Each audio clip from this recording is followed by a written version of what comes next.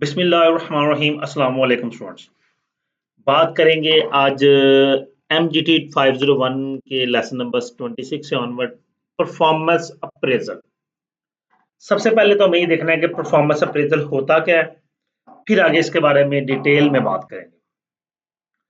Performance appraisal is a system of review and evaluation of individuals और team job performance, यानी कि किसी एक बंदे की या पूरी टीम की जो परफॉर्मेंस होती है what they are doing in a particular time period, एक मखसूस टाइम में, एक महीने में, 1.5 महीने में, एक क्वार्टर में, 6 महीने में, एक साल में उस बंदे ने क्या क्या एक्टिविटीज की, किस किस तरह से काम किया, वो उसकी परफॉर्मेंस अप्रेजल कहलाती है। और वही परफॉर्मेंस अप्रेजल फिर उसके बोनस और उसकी इंक्रीमेंट में कन्वर्ट होता है।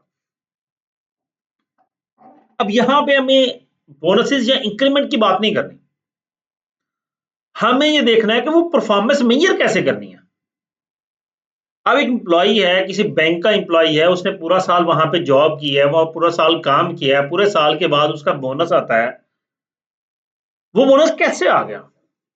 ऑब्वियसली उसकी मेजरमेंट किसी उसके सीनियर ने, जो बैंक का ऑपरेशनल मैनेजर या जनरल जो ब्रांच मैनेजर है,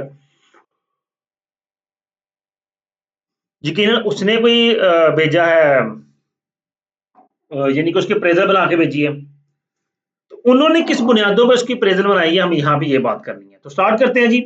the performance appraisal process, many of external internal environment factors previously discussed can influence the performance appraisal। पहले से ये डिस्कस हो चुके हैं प्रीवियस लेक्चर्स में। जिसने प्रीवियस लेक्चर नहीं सुने, पहले वो प्रीवियस लेक्चर सुन ले ताकि उसको ये बात क्लियर हो जाए। किन स्टेप को परफॉर्मेंस अप्रेजल होता है उसमें? Identify the specific performance appraisal goal, हमारा मकसद क्या है अप्रेजल का, पहले वो आइडेंटिफाई करना है। जॉब एक्सपेक्टेशंस को, जॉब एनालिसिस को जस्टिफाई करना है कि एक्सपेक्टेशन थी क्या, जॉब एनालिसिस क्या था, जॉब डिस्क्रिप्शन क्या थी, क्या करना था, ठीक है।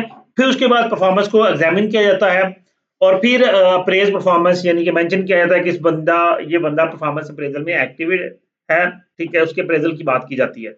बेसिकली अप्रेजल इन शॉर्ट यही होता है कि जो उसकी परफॉर्मेंस है उसके लिहाज से उसे इंक्रीमेंट क्या मिलेगा, उसे बोनस क्या मिलेगा। अब परफॉर्मेंस अप्रेजल का यूज कहाँ का आता है? ह्यूमन रिसोर्स प्लानिंग में, किस बंदे को रखना भी है कि नहीं। रिक्रूटमेंट सिलेक्शन में, परफॉर्मेंस इवैल्यूएशन रेटिंग में भी helpful predicting the future performance of job applicants.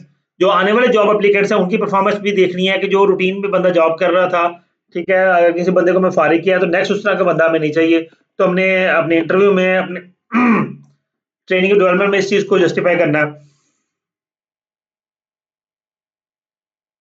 Career planning and development. Career planning and development may be viewed from either the individual or organization viewpoint. कि जो planning और development है वो organisation और individual दोनों के व्यू पॉइंट में क्या है, कि मैं अगर जॉब कर रहा हूं तो मेरा करियर प्लान क्या है, मैं अपनी डेवलपमेंट कैसे करूंगा, और ऑर्गेनाइजेशन ने मेरे लिए क्या सोचा हुआ है। Compensation programs, performance appraisal results provide the basis of decisions regarding pay increases, ठीक है, इंटरनल एम्प्लॉय रिलेशंस। उसके बाद performance appraisal data has also frequently used to decision and area include, ठीक है जी। नेक्स्ट चलते हैं।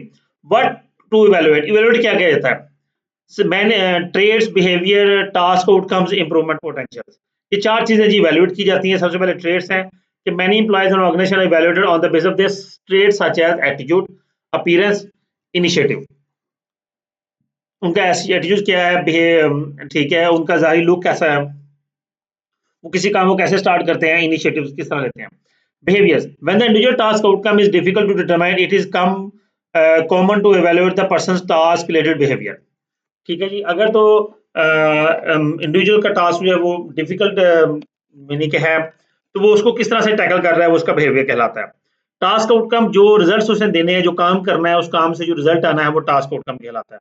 Improvement potential, some attention must be given to future and behavior and outcomes that are needed to not only develop the employee but also to achieve the firm's goals। जी, कि क्या है कि attention must be given to future and यानी कि आने वाले वक्त में जो उसके बिहेवियर में बेहतरी आ सकती है, वो उसका आउटकम होता है, यानी कि इन फ्यूचर जो है वो उसमें डेवलपमेंट क्या आ सकती है।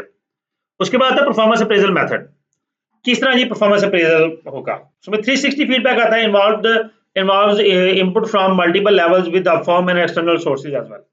360 डिग्री फीडबैक होता है कि हर बंदे से फीडबैक ली जाती है, उसके साथ काम करने वालों से, उसके सीनियर से, उसके सबॉर्डिनेट से, हर बंदे से फीडबैक ली जाती है कि बंदा आपके साथ कैसा है और आपके साथ कैसा है। इसके लिए एक्सटर्नल भी होता है, जाहिर सी बात है, जो एक्सटर्नल लोग उससे मिलते हैं उनसे फीडबैक ली जाती है। आप देखें, आप किसी हेल्पलाइन पे कॉल करते हैं तो आपसे वो कहा जाता है जी एंड पे जो फीडबैक है वो लाजमी दीजिएगा, तो वो यही चीज होती है, वो परफॉर्मेंस अप्रेजल होता है। Rating scale rates employees according to defined factors.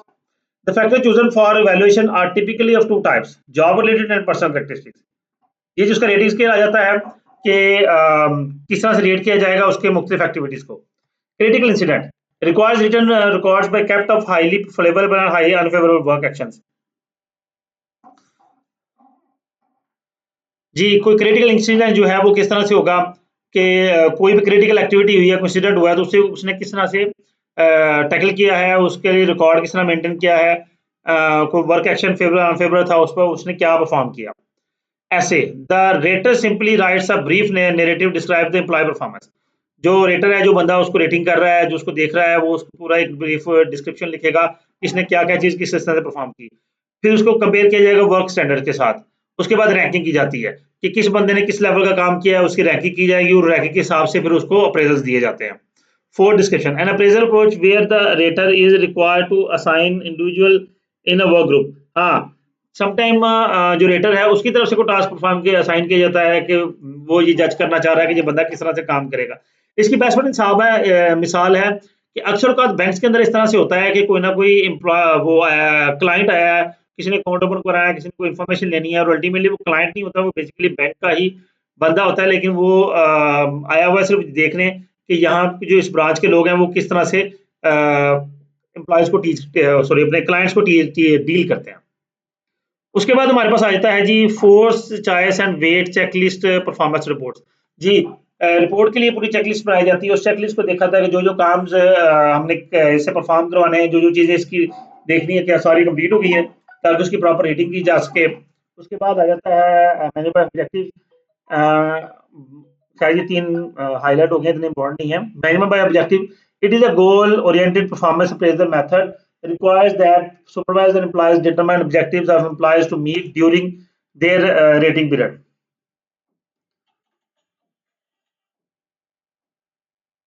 जी, क्या है जी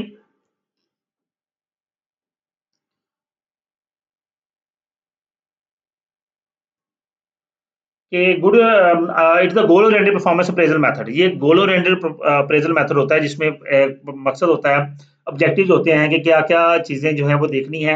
अगर वो चीजें ओके हैं तो उस हिसाब से बंदे को डिटरमाइन किया जाता है कि आया ये अप्रेजल रिक्वायर्ड करता है कि नहीं करता और किस हद तक करता है। ठीक है। उसके बाद अप्रेजल इंटरव्यूज होते हैं। Scheduling the interview supervisor usually conduct a formal appraisal interview at the end of employees appraisal period. उसके अप्रेजल पीरियड के बाद उसको प्रॉपर इंटरव्यू भी कंडक्ट किया जाता है। इंटरव्यू का स्ट्रक्चर डिजाइन किया जाता है। ठीक है, प्रॉपर स्ट्रक्चर इंटरव्यू होता है। उसमें समटाइम प्रेज भी किया जाता है और फिर क्रिटिसाइज भी किया जाता है कि आपके ये काम ठीक थे, आपके ये काम गलत थे।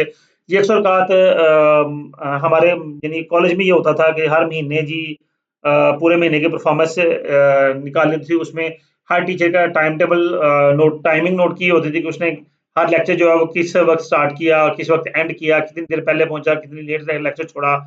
ठीक है, फिर वो कॉलेज किस टाइम आया और उसने जो अपने टेस्ट वगैरह लिए तो वो स्टूडेंट्स को वापस किए प्रॉपर के नहीं किए। वो अपने टेस्ट किस टाइम चेक कर रहा होता है, स्टाफ रूम में उसकी एक्टिविटीज किस तरह की हैं। तो ये सारे क्या होते हैं, ये प्रेज और क्रिटिसिज्म वगैरह होते हैं। Employees role 2 weeks of so far before the review they should go through their diary or files, make a note for every project work on। ये जी 1-2 वीक पहले उसको जज करना शुरू कर दिया जाता है, एम्प्लॉय को इन्फॉर्म कर दिया जाता है ताकि वो अपने मामला को देख ले और फिर उस हिसाब से उसका फिर इंटरव्यू कंडक्ट होता है। Use the software. और जाहिर सी बात है, इस इंटरव्यू के बाद उसको उसके इंक्रीमेंट बताया जाएगा, इंटरव्यू में बता दिया जाएगा, उसका बोनस बता दिया जाएगा। ठीक है, sometime motor software appraisal method के लिए यूज किए जाते हैं, अप्रेजल डाटा कलेक्ट करने के लिए एंड सो ऑन। उसके बाद आता है problem in performance appraisal. Performance appraisal में प्रॉब्लम कौन सी आती है? उसमें सबसे पहले है lack of objectivity. A potential weakness of traditional method for performance appraisal is that they lack objectivity. some subjectivity will always exist in performance methods. However, the use of job related factors does increase objectivity. हम performance appraisal check करने लगे हैं या को weakness है, potential weakness of traditional method of performance appraisal के जी पहले जो मेथड्स होते थे उनकी ऑब्जेक्टिविटी कोई नहीं होती थी, सिर्फ जनरली जी जिसने एम्प्लॉय अच्छा परफॉर्म किया उसकी सैलरी में इंक्रीमेंट लगा दिया, जिसने नहीं परफॉर्म किया उसकी सैलरी में इंक्रीमेंट लगाया, लेकिन कोई ऑब्जेक्टिव नहीं है इसका।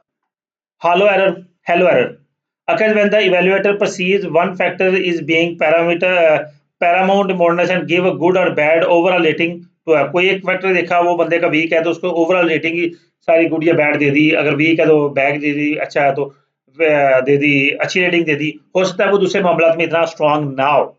फिर स्टैंडर्ड टेंस ये था occurs when employees are incorrectly rated near the average or middle of scale। ये होता है कि जी उनकी रेटिंग किस हद तक है, वो एवरेज तक है, बिलो एवरेज हैं, अच्छा परफॉर्म किया है, क्या उसको उनको रेटिंग हुई है। Recent behaviour bias, it is only natural to remember recent behaviour more clearly than action from the more distant past. जी बिहेवियर बायस अक्सर बात होता है कि जो परफॉर्मेंस अप्रेजल कर रहा है समटाइम उसका कोई बायस है, तो पर्सनल बायस मौजूद है तो वो अल्टीमेटली मैनिपुलेट कर सकता है इवैल्यूएशन को, कोई इवैल्यूएशन में बायसनेस जो वो चेंजिंग पैदा कर सकती है। जी स्टूडेंट्स ये आपका लेसन नंबर 26 था, 27 जो कि जॉब इवैल्यूएशन एंड प्राइसिंग है, तो ये थोड़ा सा डिफरेंट आ जाता है, तो इंशाल्लाह इसको नेक्स्ट क्लास में देखेंगे। जिसमें उम्मीद करता हूँ ये लेसन आपके लिए अंडरस्टैंडिंग हुआ। वीडियो को लाइक कीजिएगा, कमेंट कीजिएगा, अपना बहुत सा ख्याल रखिएगा। अल्लाह हाफिज़।